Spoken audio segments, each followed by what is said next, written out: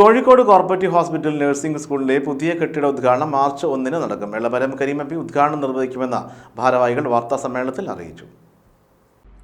Kozhikode corporative hospital nursing സ്കൂളിന്റെ പുതിയ കെട്ടിട ഉദ്ഘാടനം മാർച്ച് 1-ന് നടക്കുമെന്ന് ഭാരവാഹികൾ വാർത്താസമ്മേളനത്തിൽ അറിയിച്ചു.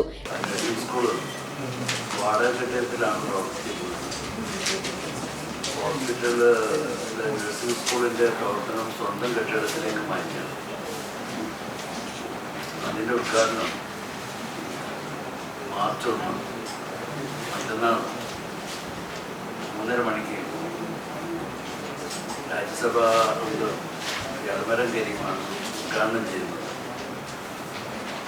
20 വർഷവും ആശുപത്രിയിൽ കുട്ടികളുടെ പ്രവേശനത്തിന് മെറിറ്റല്ലാത്ത മറ്റൊരു കാര്യവും ഞങ്ങൾ പരിഗണിച്ചില്ല.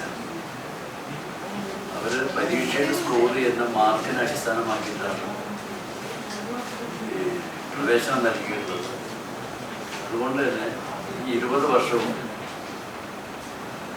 ആശുപത്രി നഴ്സിംഗ് സ്കൂൾ പഠിച്ച മുഴുവൻ കുട്ടികളും വിജയികളായിട്ടാണ് കോഴ്സ് പൂർത്തീകരിച്ചിട്ടുള്ളത്. എളമരം കരീം എം.പി. ഉദ്ഘാടനം നിർവഹിക്കും. ആശുപത്രി chairman professor P.T. Abdul Latheef അധ്യക്ഷത വഹിക്കും. എരഞ്ഞിപ്പാലത്തെ വാടക കെട്ടിടത്തിലായിരുന്നു ഇതുവരെ സ്കൂൾ പ്രവർത്തിച്ചത്. 1 കോടി രൂപ ചെലവിലാണ് സ്കൂൾ കെട്ടിട നിർമ്മാണം പൂർത്തീകരിച്ചത്.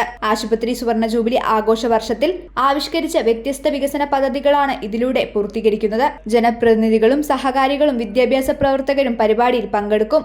ACV news, Kozhikode.